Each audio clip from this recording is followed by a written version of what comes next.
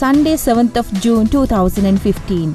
Paper highlights. First, let's look at the paper highlights from Sunday Observer. First formal government meeting with Tamil diaspora. Mangala to meet GTF reps in UK. Minister of External Affairs Mangala Samaravira will meet representatives of the Global Tamil Forum for a special meeting in London tomorrow. This is the first formal meeting between a high-profile representative of the Sri Lankan government and a leading Tamil diaspora activist organization. Foreign Ministry sources told the Sunday Observer that the meeting would look into potential areas where the Sri Lankan government and Tamil diaspora can work together in terms of reconciliation and developing mutual understanding. Another highlight from Sunday Observer. UPFA wants majority government, not dissolution. Denies impeachment move against president. Three top leaders of the United People's Freedom Alliance on Friday said their demand is for the installation of a majority-led government, not dissolution of parliament. UPFA seniors Professor G.L. Piris, Dinesh Gunawardana and Dala Salhaperuma told Colombo-based foreign correspondents at the Taj Samudra Hotel. The UPFA commanded the majority in the House, indicated also by the number of signatories to the no-confidence motion against Prime Minister Ranil Wickremesinghe. Another highlight from Sunday Observer. President to attend UNHRC sessions in September. President Maithripala Sirisena will attend the United Nations Human Rights Council sessions in Geneva this September. President Sirisena, according to top sources, spoke of his intention to the UN Secretary General Ban Ki-moon when the latter telephoned him to congratulate the leader on pursuing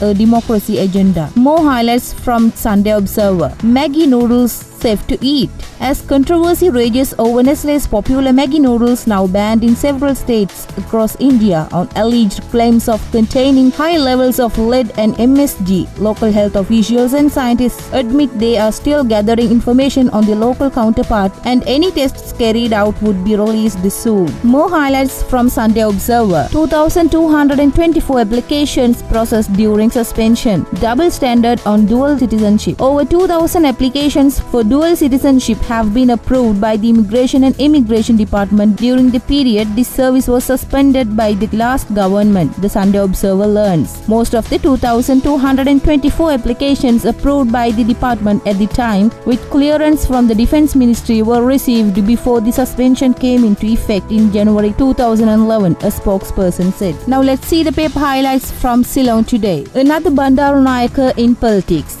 Shawin Bandaranaike Cory Everson, son of former Chief Justice Dr. Shirani Bandaranaike, is an exclusive interview with Ceylon Today expressed his intention to enter active politics. When asked whether people would see him in Parliament in the near future, he responded positively, but admitted that he had a few reservations about the political culture prevailing in the country. He, however, added that it was very likely that he would enter politics, although he felt that he was not the kind of person who was needed in politics, even in the immediate foreseeable future under the prevailing system. More highlights from Ceylon Today. What Ireland's I Do means for Dill. On Friday 22nd of May 2015, the people of Ireland voted in two referendums. They rejected reducing the age of eligibility for the office of president, but approved changing the constitution to extend civil marriage rights to same-sex couples. Now let's move to the paper highlights from Sunday Times. Glyphosate ban mired in confusion. Two ministers contradict each other after president orders total ban, with most experts claiming that glyphosate is one of the root causes of the devastating kidney disease epidemic which has caused more than 20,000 deaths in recent years. Two cabinet ministers contradicted each other this week on the glyphosate ban. Finance Minister Ravi Karunanayake insisted that all imports were stopped forthwith, while Agriculture Minister Duminda Disanayake said the herbicide would still be permitted in controlled amount for tea estates. On May 22nd, President Maithripala Sirisena announced at a public function that the import and the use of glyphosate were banned with immediate effect. More highlights from the Sunday Times. Hambantota Port Loan. China defends hike in interest rate. Loans obtained from China under commercial terms may explain why Sri Lanka paid a higher interest rate to borrow $307 million for the Hambantota Port project's first stage. China's state media on Thursday cited an unnamed leading financial expert in Sri Lanka Lanka as saying Colombo had sought commercial loans. This was the choice Sri Lanka made in the absence of loans on preferential terms at the time from Beijing. More highlights from the Sunday Times. Alleged war crimes, domestic probe after talks with all. A final decision on an independent mechanism to address issues of missing persons and alleged violations of human rights and humanitarian law will be taken after discussions with all concerned, including civil society and victims, a Foreign Ministry spokesperson said. All international partners, including the United Nations Human Rights High Commissioner Zeid Ra'ad Al Hussein, appreciate that for any mechanism to succeed, all those concerned must be consulted, said Maheshini Kolane, who also heads the Foreign Ministry's UN division. She said such mechanisms must be evolved through mindful and careful deliberation as opposed to being rushed. Another highlight from the Sunday Times. Rupee going down, prices of imported items up.